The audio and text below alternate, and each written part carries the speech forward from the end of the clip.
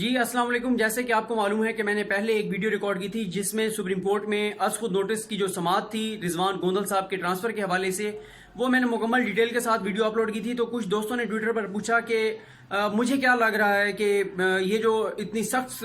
قسم کے ریمارکس آئے اور آرٹیکل 62(1)(f) کے تحت عثمان بزدار صاحب کی تاحیات نااہلی کی بات ہو رہی ہے، تو مجھے کیا لگ رہا ہے کہ یہ معاملہ کس طرف جا رہا ہے. ایک کورٹ رپورٹر کے طور پر کہ ہم وہاں روزانہ بیٹھ کر مقدمات سنتے ہیں، دیکھتے ہیں، ججز کی باڈی لینگویج دیکھتے ہیں، تو میں اپنا انالیسس کہہ لیں، اوپینین کہہ لیں کہ مجھے کیا لگا کہ یہ اتنی سخت ریمارکس کیوں آئے، معاملہ اتنی خطرناک حد تک کیوں چلا گیا اور اگلی سماعت پر کیا ہو سکتا ہے. تو میں نے سوچا کہ میں ایک مختصر سی ویڈیو ریکارڈ کر کے اور کچھ چیزیں جو میں سمجھ رہا ہوں وہ آپ تک پہنچا دوں. دیکھیں، سب سے پہلی بات تو یہ ہے کہ اتنے سخت ریمارکس نہ آتے اور معاملات اتنے گڑبڑ نہ ہوتے اگر جو آئی جی پنجاب ہیں کلیم امام صاحب، وہ ان کا لہجہ اس دن ٹھیک ہوتا. انہوں نے جو ایک بات بہت نیگیٹو کی تھی ججز کو یہ کہنا کہ آپ لوگ جائیں اور جا کر اور جس سے مرضی پوچھ لیں کہ میں سیاسی دباؤ نہیں لیتا. گو کہ انہوں نے کہا کہ میں آن روڈ کہہ رہا ہوں کہ میں نے وزیر اعلیٰ پنجاب کے کہنے پر ٹرانسفر نہیں کیا، لیکن ان کا لہجہ جو ہے وہ سخت تھا، جو کہ سپریم کورٹ کے ججز کے سامنے اس طرح کا لہجہ نہیں اپنایا جاتا. دوسرا، وہ اپنی تعریفیں تو کرتے رہے لیکن اصل جو معاملہ تھا وہ اصل معاملہ نہیں سمجھا پائے ججز کو کہ معاملہ تھا کیا. اور جو تیسری بات ہے، دیکھیں جو معاملہ 5 اگست کو ہوا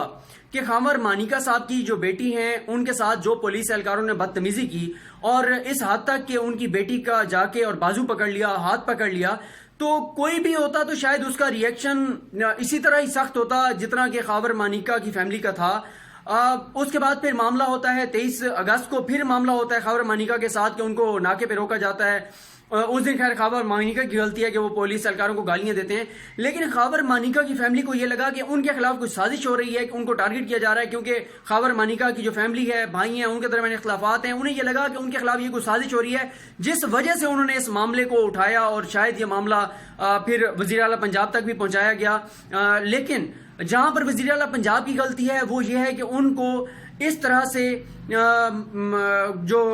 احسن گجر ہیں ان کو بٹھا کر اور ان کو یہ اجازت نہیں دینی چاہیے تھی کہ وہ براہ راست کمیونیکیٹ کرتے ڈی پی او رضوان گوندل کے ساتھ. گو کہ رضوان گوندل نے ہرگز یہ نہیں کہا کہ ان کو اس میٹنگ میں یہ بیان انہوں نے ہرگز نہیں دیا کہ ان کو بہت زیادہ کوئی تھریٹ کیا گیا، تھریٹ کا انہوں نے نہیں کہا. پھر رضوان گوندل صاحب کے ایک اور جو ان کی نیگیٹو بات ہے، ایک تو یہ ہے کہ رضوان گوندل صاحب کا جو ماضی ہے وہ کوئی اتنا شاندار نہیں ہے، وہ کوئی اتنے بڑے ہیرو نہیں ہیں، وہ کوئی اتنے پارسا نہیں ہے، وہ کوئی بہت کمال آفیسر نہیں ہے. ان کے اوپر بہت سارے سوالات ہیں ماضی میں، اور جو انکوائری رپورٹ دی ہے ابو بکر خدا بخش صاحب نے، اس کے میں آپ کو بہت اہم پوائنٹس ہیں جو پوائنٹس کی صورت میں آپ کو بتاؤں گا ایک اور ویڈیو میں، کہ اس میں بہت سخت باتیں کی گئی ہیں ڈی پی او جو رضوان گوندل ہیں ان کے بارے میں. تو رضوان گوندل صاحب جو ہیں وہ انہوں نے جو ایک اور نیگیٹو کام کیا وہ یہ کیا کہ ان کو آئی ایس آئی کے کرنل طارق ہوں یا ارشد عظیم ہوں اوورسیز سے، انہوں نے ایک دوست کے طور پر ان کو کہا کہ آپ چلے جائیں اور مانیکا فیملی سے معاملات طے کر لیں. انہوں نے ہرگز ان کو تھریٹ، معاملات طے کرنے سے مراد یہ ہے کہ آپ جائیں، ان کی شکایت سنیں، ان کا شکوہ سنیں، جو کہ جائز بھی تھا کہ ان کی بیٹی کے ساتھ بدتمیزی کی گئی، پولیس اہلکاروں نے بدتمیزی کی اور اس کا ہاتھ پکڑا. اور ڈی پی او کا قصور یہ ہے کہ ڈی پی او نے اس کی کوئی انکوائری نہیں کی. جب اتنا بڑا ایک واقعہ ہوا کہ اتنی بدتمیزی کی گئی، مس بیہیو کیا گیا، ہاتھ پکڑا گیا، لیکن ڈی پی او نے کوئی کارروائی نہیں کی. اور یہی بات ابو بکر خدا بخش جو ہیں، جو کہ انکوائری آفیسر ہیں، انہوں نے آن اوتھ کہی. انہوں نے کہا کہ ان کا قصور ہے، ان کو انکوائری کرنی چاہیے تھی، ان پولیس اہلکاروں کے خلاف کارروائی کرنی چاہیے تھی،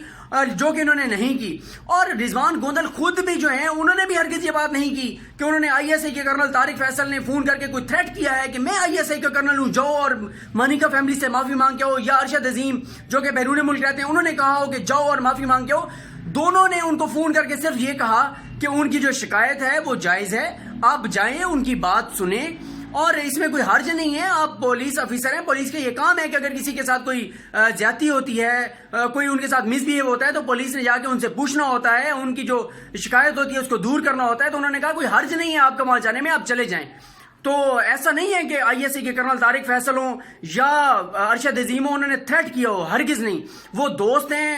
رضوان گوندل کے، اور انہوں نے ایک دوست کے طور پر مشورہ دیا. ان کی رائے یہ تھی کہ آپ جائیں اور جا کر اور ان کی شکایت سنیں، ان کی شکایت دور کریں، جو کہ شکایت جائز بھی تھی، کرنے چاہیے. اب جو رضوان گوندل صاحب کو جو ایک الزام ہے، رضوان گوندل کا الزام یہ ہے کہ ان کو وزیر اعلیٰ کے پی ایس او نے یہ کہا کہ وزیر اعلیٰ نے آئی جی کو کہا ہے کہ رضوان گوندل کو ہٹا دیں. تو آئی جی آن اوتھ کہہ رہے ہیں کہ مجھے وزیر اعلیٰ نے ایسا کوئی حکم نہیں دیا. اب اگر تو یہ اسٹیبلش ہوتا ہے، ہو سکتا ہے پی ایس او نے جھوٹ بولا ہو یا ہو سکتا ہے رضوان گوندل جھوٹ بول رہے ہوں، لیکن اگر یہ اسٹیبلش ہو گیا کہ وزیر اعلیٰ کے کہنے پر ان کو ہٹایا گیا ہے تو پھر بھی سپریم کورٹ براہ راست 62(1)(f) کے تحت نااہل نہیں کر پائے گی. جو میری وکلا کے ساتھ، لیگل ایکسپرٹس کے ساتھ بات ہوئی، ان کا یہی خیال تھا کہ اس بات پر وزیر اعلیٰ پنجاب کو براہ راست سپریم کورٹ نااہل نہیں کر سکتی. ہاں یہ ضرور ہے کہ یہ معاملہ نیب کو کہہ دیا جائے گا ریفرنس دائر کرنے کا، پھر یہ معاملہ چلے گا اور پھر دیکھیں کیا فیصلہ آئے گا. اور آخر میں یہ بات بتاتا چلوں کہ مجھے ایک بات اچھی لگی کہ سپریم کورٹ میں چاہے عثمان بزدار صاحب کے حوالے سے ریمارکس ہوں، چیزیں ہوں، یا کراچی میں عمران شاہ کا case who, P T I کے 70 to 80% لوگوں نے اس بات کو اپریشیٹ کیا ہے کہ ہاں ہم اس بات کے حق میں ہیں کہ اگر ہمارے پارٹی کے کسی شخص نے غلط کیا ہے اس کو سزا ملنی چاہیے. یہی نیا پاکستان ہے، یہی تبدیلی ہے کہ قانون کی حکمرانی ہونی چاہیے. کوئی بھی ہو، جب عمران خان خود کہہ چکے ہیں کہ یہ معاملہ اب سپریم کورٹ میں ہے، سپریم کورٹ جو فیصلہ کرے گی ہم مانیں گے. پھر جب ہماری ملاقات ہوئی فروغ نسیم صاحب سے تو انہوں نے بھی جوڈیشل ایکٹیویزم کی سپورٹ کی. جو نون لیگ کا دور تھا، وہ جب بھی کوئی معاملہ سپریم کورٹ میں جاتا تھا تو ججز پر الزامات لگاتے تھے، ان کی ذات پر حملے کرتے تھے، سپریم کورٹ پر سازش کا الزام لگاتے تھے، فوج کا الزام لگاتے تھے کہ فوج ہے ان کے پیچھے. لیکن پی ٹی آئی کی جو اچھی بات سپورٹرز کی، میں 70 to 80% سپورٹرز کی دیکھ رہا ہوں، وہ یہ ہے کہ وہ اس کو سپورٹ کر رہے ہیں. وہ کہتے ہیں کہ اگر عثمان بزدار قصوروار ہے اس کو نااہل کر دیں، اگر آئی جی قصوروار ہے اس کو ہٹا دیں. عمران شاہ کا معاملہ تھا، اس پہ پی ٹی آئی کے سوشل میڈیا ایکٹیوسٹ جو بہت قریب ہیں پی ٹی آئی کی لیڈرشپ کے، انہوں نے بہت زیادہ مخالفت کی. عمران شاہ نے جو تھپڑ مارے، عثمان بزدار کے حوالے سے جو الزامات آ رہے ہیں اس پہ وہ کہتے ہیں کہ اگر یہ الزامات سچ ثابت ہوتے ہیں تو آپ بے شک سزا دیں. تو یہ چند ایک چیزیں تھیں جو میں سمجھ رہا تھا، تو یہ میں نے سوچا کہ آپ تک پہنچا دوں. بہت شکریہ، اپنا خیال رکھیے گا. اللہ کریم آپ کا حامی و ناصر ہو.